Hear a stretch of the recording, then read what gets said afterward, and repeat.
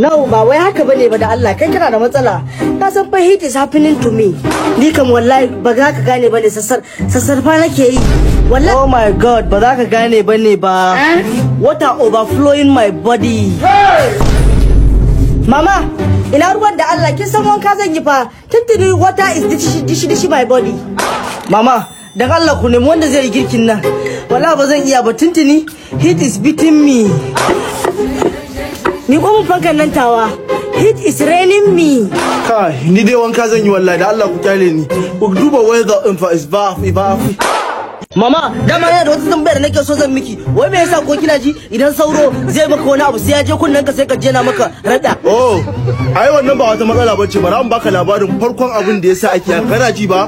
Yawwa, inda yasa zaka ga idan sauro ya je kunnen ka zai maka munafurci sai hannu yayi haka ko? Bari an baka labari. Wata rana ne kunne ya bawa sauro da hannu ajiyar nama, kana ji? Yace a ajiye masa amana. Ana zaune ana hida da sauro da hannu. Yawwa, sai hannu sai ya dauki nama sai ya ci, kuma ya rufe ya ce wallahi a lalle sauro ba zai ci ba.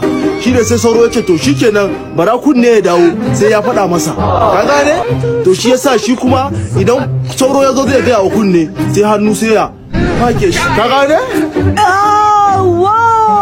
Sai ga sauro sai ya to da kukansa sai hannu sai ya make shi. To a da aka fara samun wannan munafurci shine har yanzu sauro bai samu ya gaya masa abin da ke faruwa ba, bai gaya kunne ba, ka gane da sabon?